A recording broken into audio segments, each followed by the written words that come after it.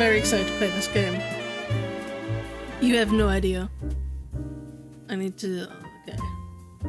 That should be fine.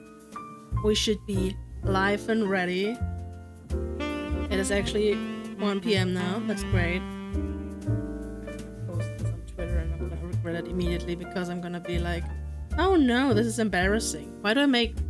Like, why do I advertise myself? So... This is a game that is very heavily inspired by Ace Attorney. And, well, I mean...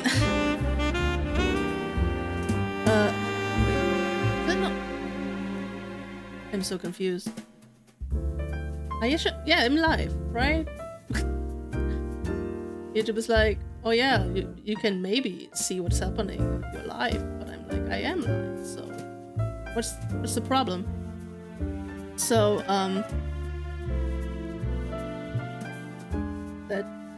that's really weird. I'm just assuming I am live. I'm not an idiot. Oh man. I mean, I am an idiot, but I'm a confused idiot, I guess. So, like I said, this is a very Ace Attorney inspired game where you, well, solve crimes in a courtroom, and you use magic. That's all I know about this game. And obviously, Professor Layton is not in this game because, yeah, that do be said, but it is how it is. Anyway, let's begin. Okay, we can. Wait, we have to... Can only select 3 and that's like half cut off, that's great. But we are gonna start off with episode 1. That just makes sense, right? The fields of battle are filled with suffering and despair. On them are a clash of souls, souls brought to conflict by the corrupt powers that rule over them. Reese Rudolph. I was transporting a client in my carriage that evening. We were driving by the McCoy Tavern when we heard a disturbance. I was worried that something was amiss, so I walked into the building to see what the commotion was. Okay, we're just right in court already. There I saw the defendant. She was lit by the blue glow of the dining room lights. And she was stabbing the victim with a magical sword. Objection! Objection! Mr. Rudolph, you testified that you saw my client murdering the victim. And you supposedly saw her casting magic while doing so. Also, I'm 20. Nice. And he is like 34. Damn. Yes, I could never forget such a grisly sight. That moment was burned into my memory. I see. Well, it is funny that you say that. How so? Because your entire testimony was a complete lie. What? Objection! What? Oh. I was about to say the first part of this sounded very Ace Attorney. I'm gonna stop. Because I feel like this is gonna be a disservice to the game for comparing it to Ace Attorney, even though it is very, very clearly inspired by it. Are you accusing the witness of perjury? Surely you know that such an accusation can't be made lightly, Mr. Cuthbert. My accusation is far from baseless, Steelwind. It is quite based. Think about the state of the crime scene at the time of the murder. The witness couldn't have seen anything, much less the homicide. I don't know, man. I don't know what it looked like. He knows something. Oh, but in this battlefield there are still very few people who carry the ideals of justice within their hearts. But you have to wonder sometimes, are these ideals truly just? Or are they simply lies fed to us by our elders? Damn it! Damn it! Flinard, you fool! Why couldn't you have just listened to me? That man is very stabbed. Oh. And that man is very fancily dressed. Rudolph, I require your assistance. Yes, sir. By the scaled lord, what did you... You killed him! Alert the town guard. Tell them that you saw his daughter fleeing the scene. I'm sure the neighbors heard them arguing with each other. They'll immediately suspect her. At once, sir. Episode 1, The Cold-Hearted Aristocrat. Crazy, man. earlier that day. Oh. Ugh.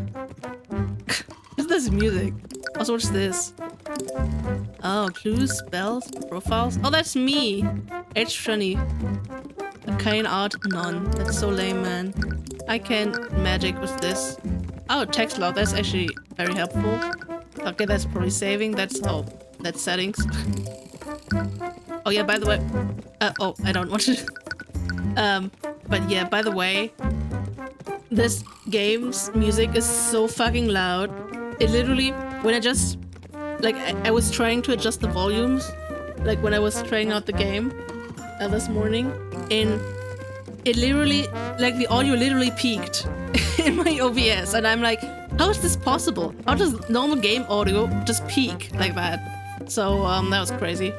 Ugh. You feel yourself slowly succumbing to unbearable pain. Okay. Mood. You don't think you'll be able to survive this much longer. What? Are you sure you're okay, Cuthbert? You look like you're about to pass out. Oh. Name Ruby Tamora. Occupation attorney. Don't worry about me, Miss Tamora. I'm fine. You've been riding in this carriage for days. You're definitely not fine. Well, with each bump in the road, you feel yourself becoming more and more nauseous. Oh, that's a rip, man. It's taken every ounce of willpower to just hold you down your lunch. I'm perfectly fine. If you say so. You feel the carriage drive over a large bump in the road. You can feel and hear your stomach retching in protest.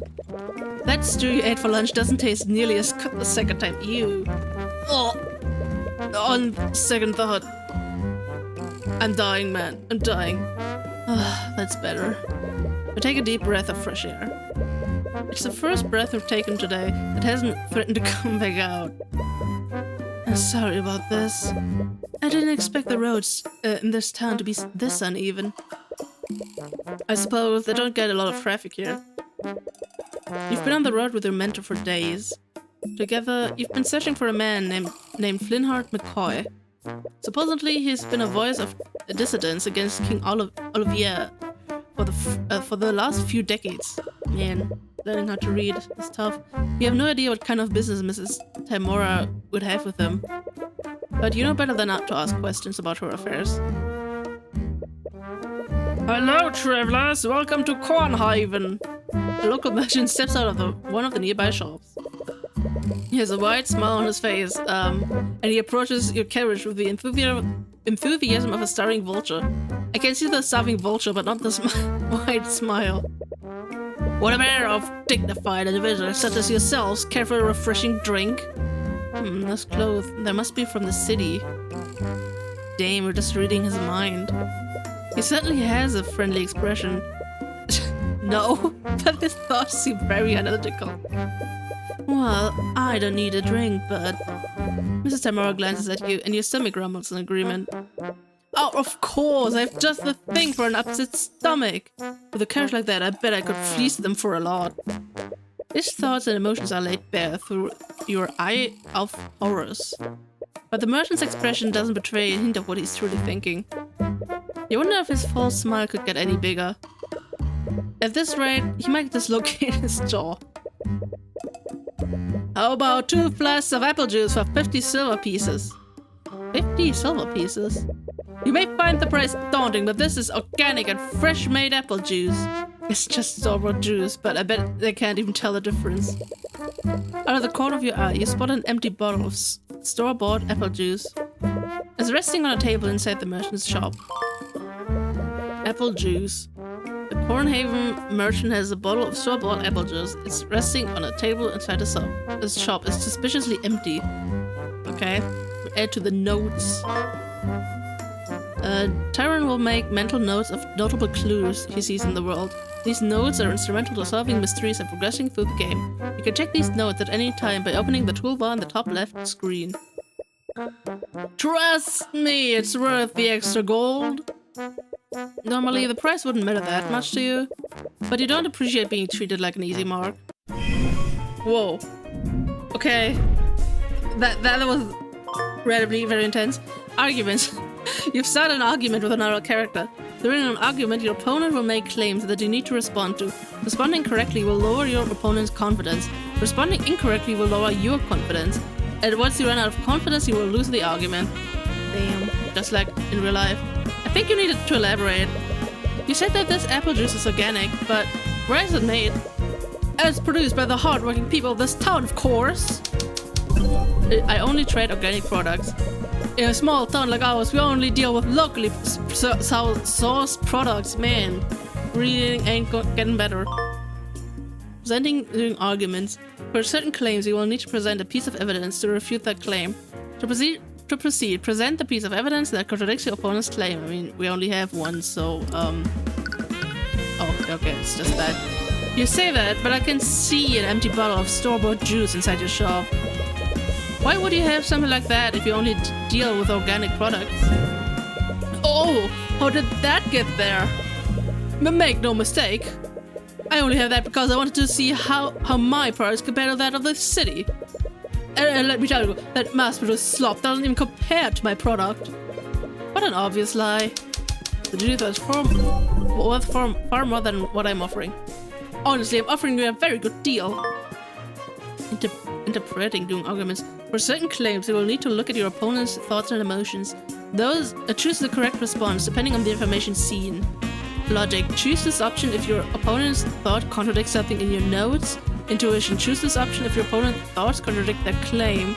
Empathy. Choose this option if your opponent's emotions contradicts their claim. Okay. Also, the music is going really hard, by the way. Okay, I usually only sell the stuff for 5 silver pieces of glass. So, use this against a claim that contradicts the thoughts. Yeah. Sir, it's obvious those flasks are only worth 5 silver SP. Well, how did you... Well, it's clear you're a very shrewd man. Nah, it's just unfair. I just can't see right through you, like, literally. Right. Argument 1. Let's go. Real life would be much cooler if you had like an argument 1 thing whenever you win an argument. Also, real life would be way more toxic if it worked like that, I guess. I'm so thirsty. Out of the corner of your eye, you spot a child watching you from afar. Her eyes are fixed on the flasks of apple juice. How about 20 SP for 3 flasks? Oh, of course, sir. The Kingdom of Wyvern Guard, established several centuries ago by the 7 High Archmages. The kingdom is currently ruled by King Olivier de Wyverngard and the mages of his nobility. The nobility will tell you that our marvelous kingdom is a land of prosperity and happiness. A land where its people share the wealth and succor provided by the kingdom's magic. Thank you. I haven't had anything like this in years. A child's passing thoughts tell you exactly how much succor the kingdom is sharing. Oof, man. I didn't know you had such an eye for rural economics. Well, I suppose I just have a good intuition for this sort of thing, yeah. Or did you use another kind of eye? Don't get me wrong, your so-called Eye of Horus is an amazing gift, but I thought didn't have an arcane one. You should take every opportunity to hone it. But try to be more subtle next time. If I can see through you, others will be able to as well. Right. Anyways, I did some asking around while we were haggling. Supposedly, the McCoy Tavern should be north of here. If my tip is correct, this should be the place. Wait, this is the McCoy Tavern? With the state it's in, calling it a tavern is being pretty generous. You find it hard to believe that this has a secret meeting place for dissidents. But now that I think about it, maybe that's the entire point. The tavern has been shut down for years. Nowadays, Flintheart just uses it to host his rallies. Although, I do wonder how they've been keeping themselves afloat for this long. You lot! Oh god. I mean, he dies, right? He doesn't need a cool voice, right? Then McCoy Tavern is closed. A gruff man approaches your carriage as you step out of it. He's eyeing you and Mrs. Tamora, a clear look of contempt on his face.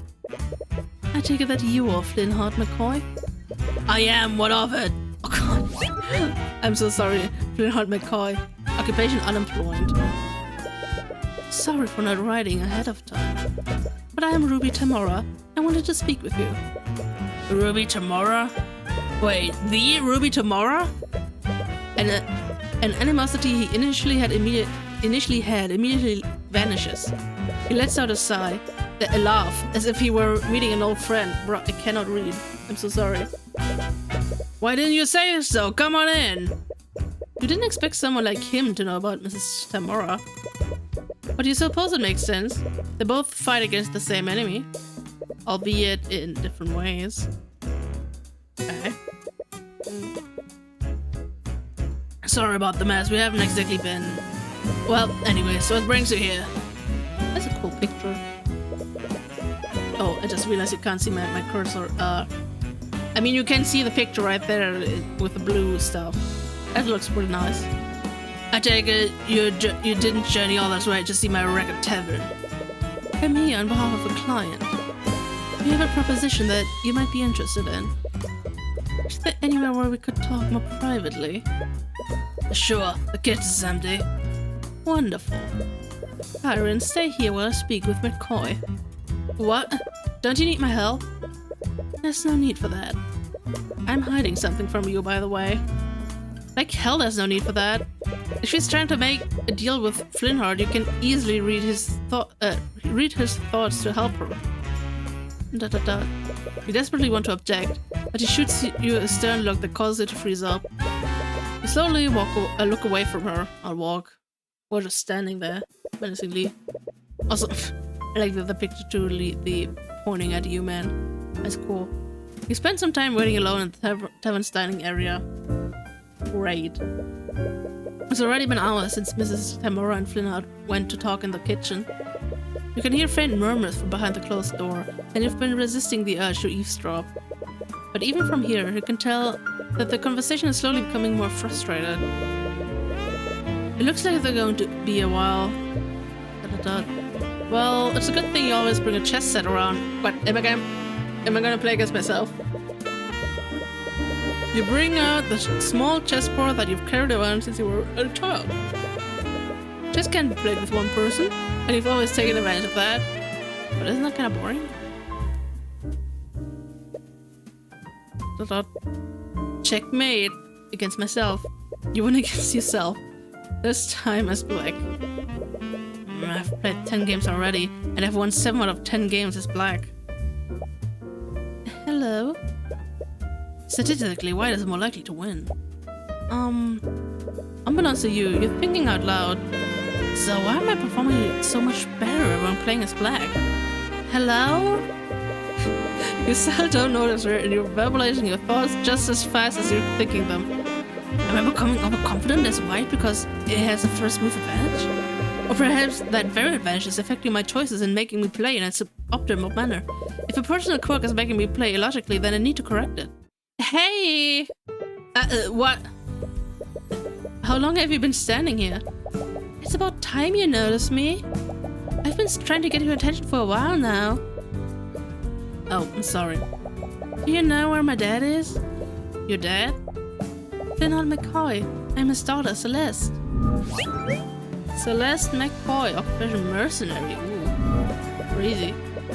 Oh, Flintheart is speaking with my mentor right now. Is this proper? What? Oh, I wanted to show him something. Do you know when they'll be done?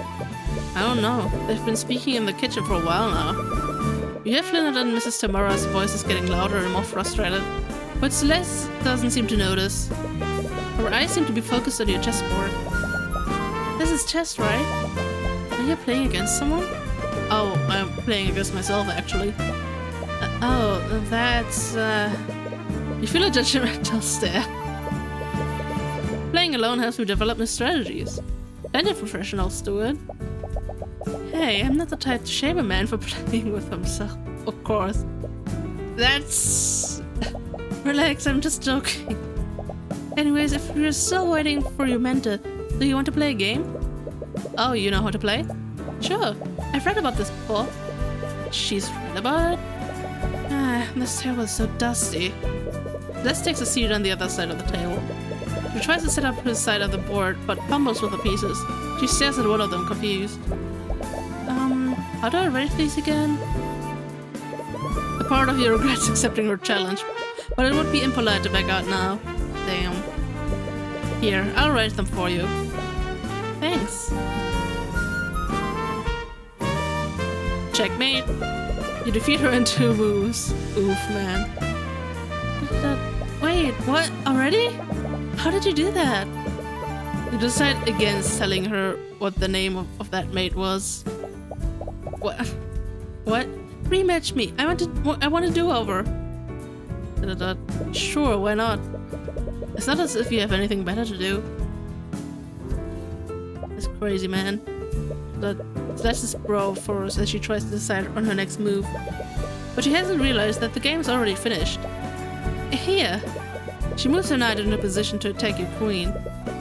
It should have stopped your assault on her king, but... Checkmate. A scholar's mate this time. What? Come on, how do you keep doing that? You look at the closed door to the kitchen. Throughout to Mrs. Tamora's discussion is becoming louder. It doesn't sound like they'll be done anytime soon. Again, I'll definitely beat you this time. Well, for someone who had clearly never played before, she's quickly improving with each game. It's impressive. She's observing her strategies and adapting them to her playstyle. With the way she's playing now, she could even defeat a nationally ranked noble. What? Checkmate. But even so, you've been playing this game for a lot longer than she has. How are you always one step ahead of me? It's like you're reading my mind. As if you even need to. Just one more game. I'll get you this time. Hello, Cuthbert. Mrs. Tamora emerges from the kitchen with Flinard. Why is she doing the Edgeworth spread? They both look mentally exhausted. It looks like negotiations didn't go well. Hi, Dad. Oh, hello, sweetie. Flinard looks irritated, but as soon as he sees Celeste, he quickly hides it behind a smile. You wonder what the discussion was about. What's this? Some kind of game? Mrs. Tamora glances at pieces on the board. Don't feel too bad about losing to him. He's nationally ranked. Oh, you're a professional. Is that why you're wearing a suit? No, chess is just a hobby. I'm actually a defense attorney. An attorney? Speaking of which, we should probably be on our way. Sorry for refusing you after you came all this way. I really respect what you're doing, but I don't want anything to do with your mage friends. She is sad. You wonder what he meant by that? Was Mrs. Tamora trying to introduce him to one of our clients? Anyways, it is getting late. If you leave now, you won't get back to the city until morning. She's right. This region is littered with bandits and brigands. You wouldn't want to run into them this late. I guess you have a point. We have plenty of empty rooms that you can stay in until morning. It's the least I can do after you came all this way. Well, if it's not too much trouble, you might as well stay here until tomorrow.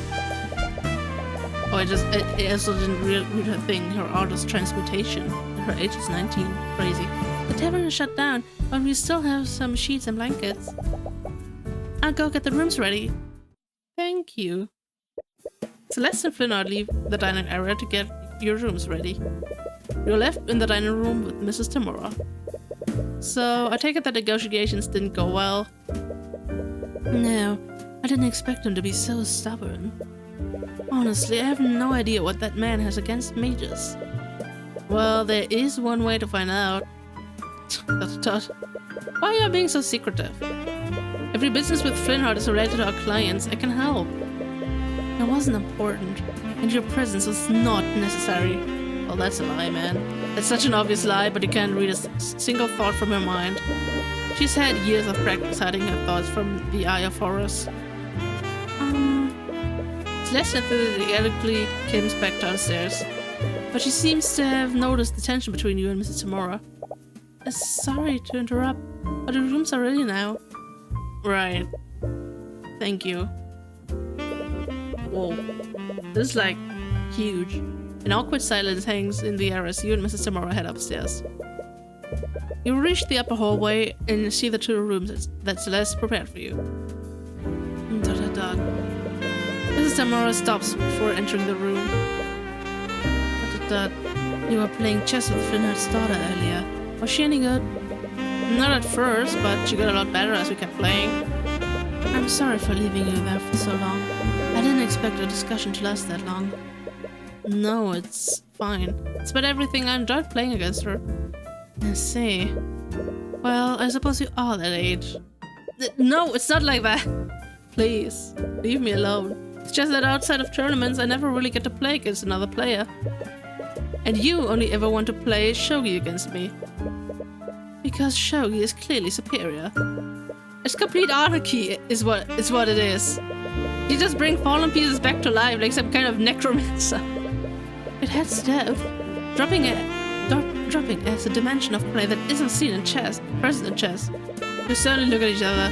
Your position is already made. After a few moments of silence, you both burst out laughing. And then she's depressed again. I'm sorry if it looks like I don't trust you. I knew you're trying to help. But there are some things about my work that I just can't tell you about yet. But one day, I'll tell you everything. Right, I'm sorry for prying. I just want to show you I'm ready to be an attorney. You are. I know you are. The rare praise from a mentor catches you off guard. Anyways, get some rest. You should mentally prepare yourself for the journey tomorrow. Right. Completely forgot about the carriage ride back. Yikes. You can already feel your stomach churning in protest. That's a rip man. That's such a rip man. You lay in the bed that the McCoys prepared for you, and as you close your eyes, you slowly drift into a deep slumber. As this happens, you feel something invasive. Your mind drifts away, you feel yourself being pulled elsewhere. Whoa. You find yourself in a surreal and unsettling landscape. You're fairly certain that you're dreaming right now. But some instinct in the back of your mind tells you that something is fundamentally wrong about this. Hi? I see a woman in the far distance. She's staring directly at you. What presence? She's murmuring something. You can't quite make it out. Is she trying to say something to you? Finally found. I finally found you, heaven spawn! Hello? Oh. You've jolted wide awake. That was weird. You can't exactly remember what that woman said to you. But whatever her words were, they sent a piercing chill down your spine. Your breath is heavy and your heart is beating at 100 miles per hour. Calm down, it was just a dream. At least, that's what you try to tell yourself. Please, just let me explain. I don't want to hear it. You hear the voices of Celeste and Flynnard ring out from downstairs. It must be extremely late. What could they possibly be arguing about at this hour? I want you out of my house! Ouch! A dead silence lingers in the air before you hear someone rush out of the tavern. Whoever left slams the door behind them. What was that all about? It's none of your business. You only met those 2 today. It will probably be best not to get involved in their affairs. And as you tell yourself that, a brief image of Celeste's smile appears in your mind. But, damn it! Always doing things that are not for our own good. You slowly make your way out of your room. But the hallway is nearly pitch black. You can barely see a few inches ahead of you.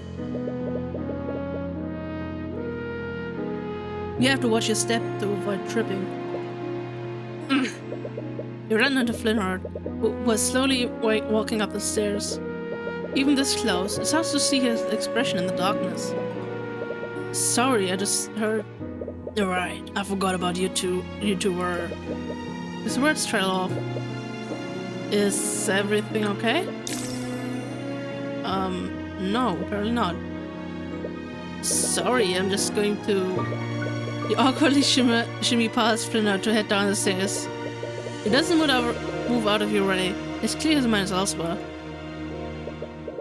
You've arrived at the dining room, but you don't see Celeste anywhere. Honestly though, it's hard to tell with how dark the room is. Celeste, are you still here? You don't receive an answer. You remember hearing someone slam the front door earlier?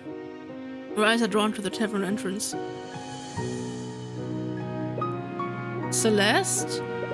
No answer. Celeste, where are you? The merchant you spoke with before steps out of his shop holding a lantern. He appears to be irritated by all the noise you've been making. Oh, you're that kid from before. Do you have any idea what time it is? This isn't the city, you can't just make a bunch of noise like this. Right, sorry. I was just looking for Celeste. Who? Celeste McCoy. She's Flynn daughter. But the merchant's expression becomes a little colder. Do you know them? What do you want with that bastard? Damn mage. What? Those two probably woke up half the street with all their yelling. I don't need you keeping us up too. If I hear any more noise, I'm going to call the town guard.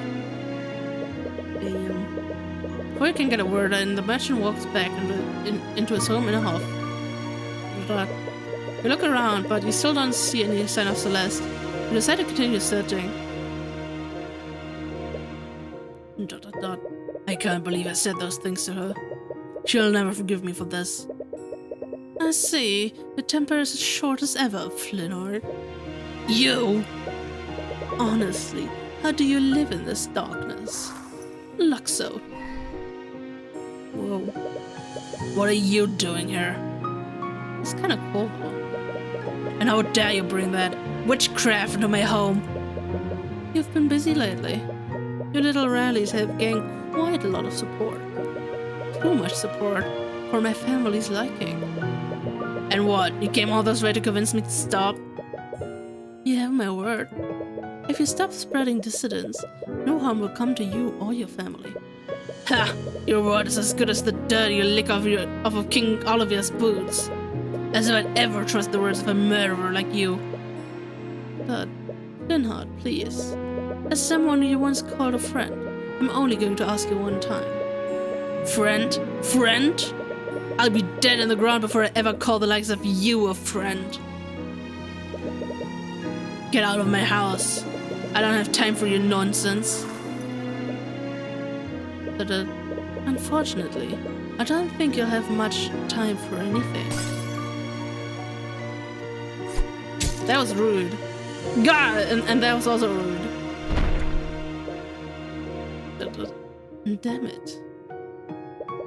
Damn it! Flinner, you fool! Why couldn't you have just listened to me?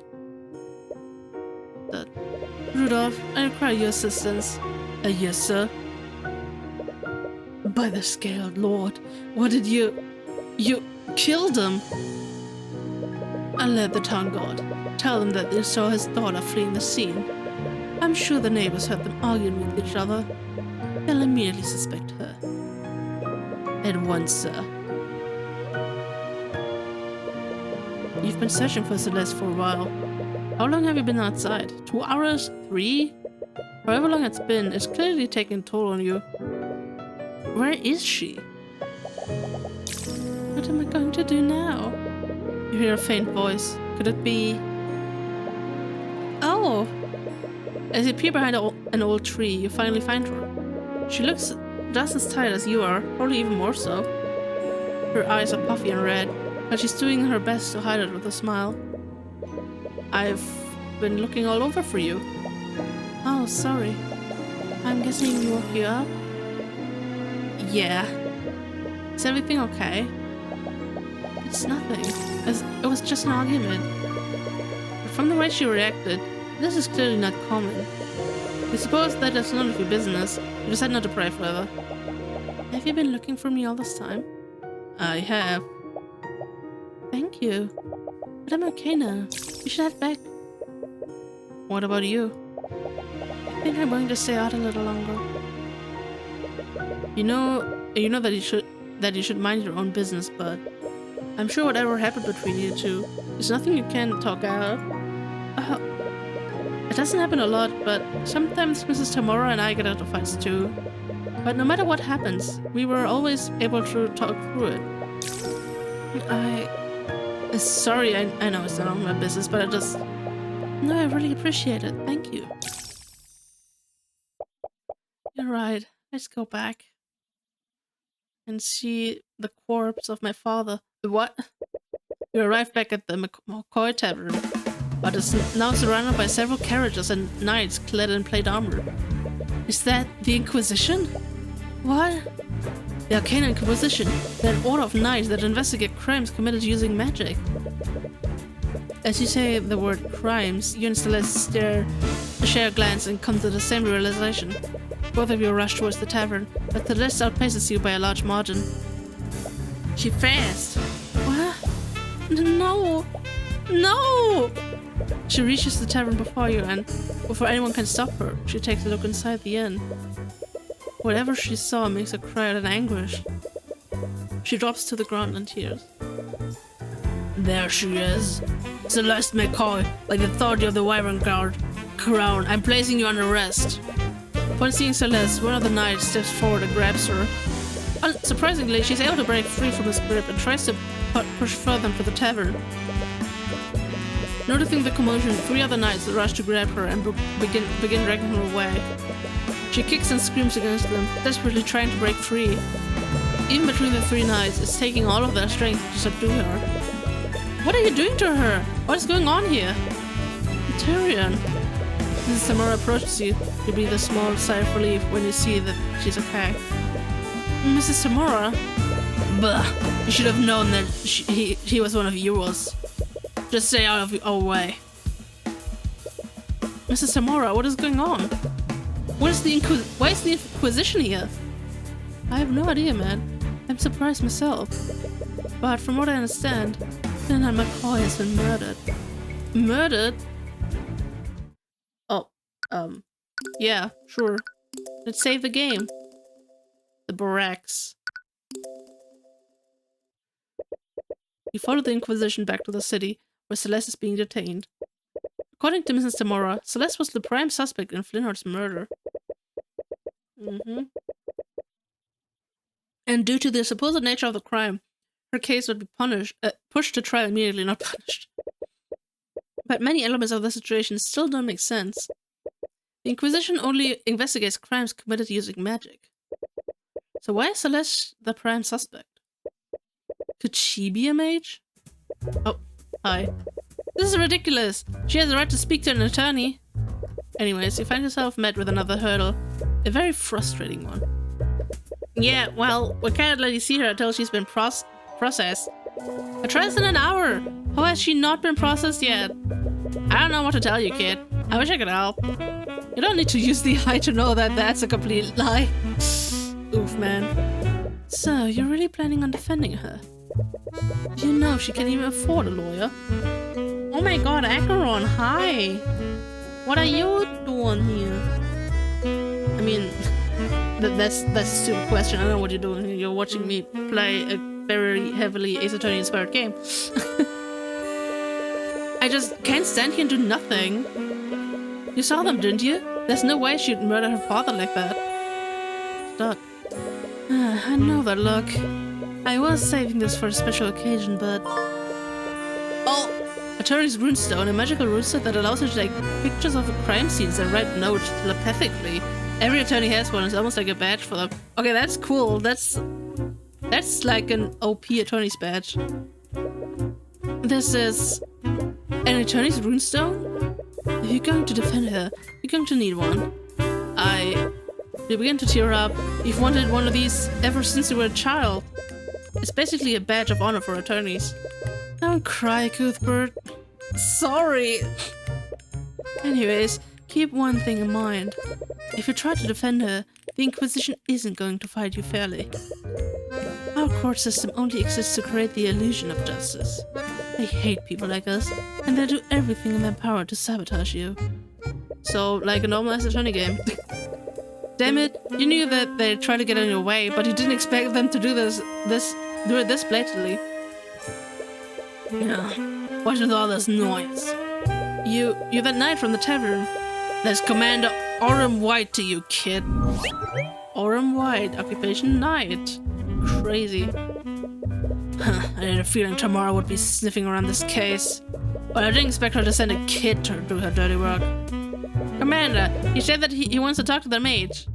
And she's got a right to an attorney, doesn't she? Well, she hasn't been processed. Commander White looks confused for a moment. That kind of bullshit are you trying to pull? Oh, damn, he's an outside. Let him through, you idiot. Yes, sir. Based? The knight leads you through the halls of the dungeon. For something built in the capital, it looks extremely old and decrepit. Wow. Everyone's angry and sad and surprised. You pick up the negative emotions of the prisoners nearby.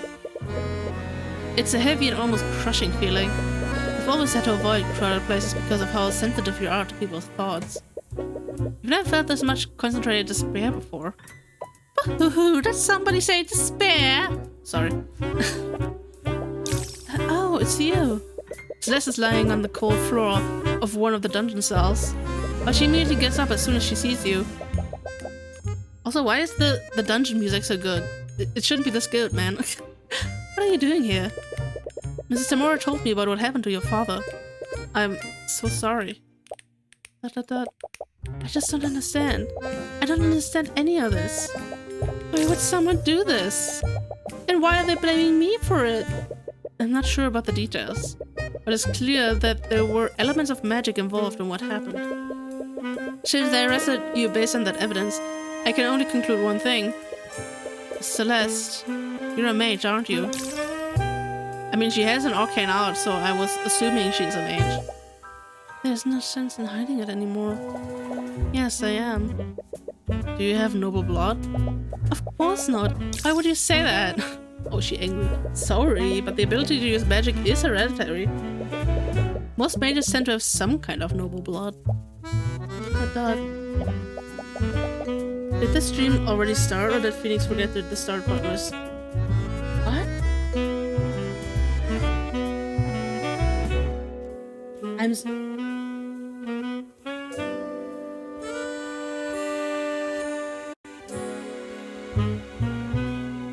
Am I live now?